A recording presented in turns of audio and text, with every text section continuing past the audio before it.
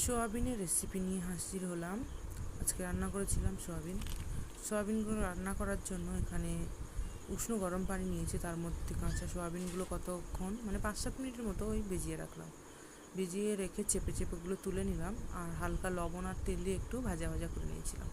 তারপর কড়াইতে তেল বসিয়ে দিয়ে দেখিয়ে দিই কী কী মশলা লাগছে। পেঁয়াজ, রসুন কুচি, আদা বাটা, গোলমরিচ আর জিরা বাটা। তেলের মধ্যে প্রথমে পেঁয়াজ দিয়ে দিলাম, একটু নেড়ে ছেড়ে দিয়ে দিলাম। আর মশলা লাগছে তেজপাতা আর দারুচিনি আর এলাচ। রসুন কুচি দিয়ে দিলাম, তারপর দিয়ে দিলাম তেজপাতা, দারচিনি আর এলাচ। দিয়ে মশলাটাকে একটু কষিয়ে নিলাম।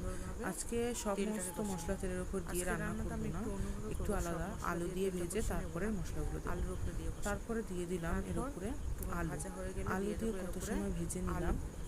ভেজে নিয়ে তারপরে যে মশলাগুলো দেখালাম, জিরা বাটা, গোলমরিচ বাটা আর আদা বাটা এর উপরে দিয়ে দিলাম। ওই মশলাগুলো একটু ভাজা হয়ে গেলে তেলের মধ্যে দিয়ে দিলাম লবণ, হলুদ আর লাল মরিচের গুঁড়া দিয়ে কত সময় নাড়িয়ে চাড়িয়ে দিয়ে দিলাম ওই যে হালকা ভেজে রাখা সোয়াবিনগুলো দিয়ে ভালো। তারপর খানিকক্ষণ নেড়ে ছেড়ে কত সময় ঢাকনা দিয়ে রান্না করে নিলাম।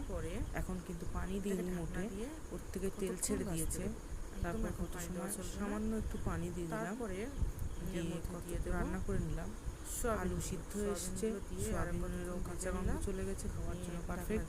এ পর্যায়েও খেতে পারেন, কিন্তু আলু কিন্তু পুরো সিদ্ধ হয়, একটু তেল তার জন্য দিতে হবে আরও কতখানি পানি দিয়ে মাখো মাখো ঝোল করে রান্না করে নিতে হবে। রেসিপিটা কিন্তু খুব দারুণ খেতে লেগেছিল। সচরাচর আমরা কী করি, মশলা কষিয়ে তারপরে এভাবেও খেয়ে দেখবেন, ভালো লাগবে। এটি পুরো কালার এসেছিল লাল, দেখেই তো মনে হচ্ছিল খুব সুন্দর, যদিও খেতে খুব সুন্দর লেগেছিল। এভাবে ট্রাই করতে পারেন। এতক্ষণে আমার ভিডিওটি যদি দেখে থাকেন আর ভিডিওটি যদি কোনো অংশে ভালো লেগে থাকে, প্লিজ লাইক করবেন, সাবস্ক্রাইব করে পাশে থাকবেন। দেখুন কত সুন্দর পারফেক্ট কালার এসেছে, একদম জিভে জল আসার মতো। এটি আপনারা ভাতের সঙ্গে বা পরোটা অথবা সাদা রুটির সঙ্গে খেতে পারেন, খুব সুন্দর যাবে। এবারে হয়ে গেছে, এই যে বাটিতে সার্ভ করে নিলাম। জাস্ট অসাধারণ, সেটা ট্রাই করতে পারেন আর আপনারা ট্রাই করতে পারেন।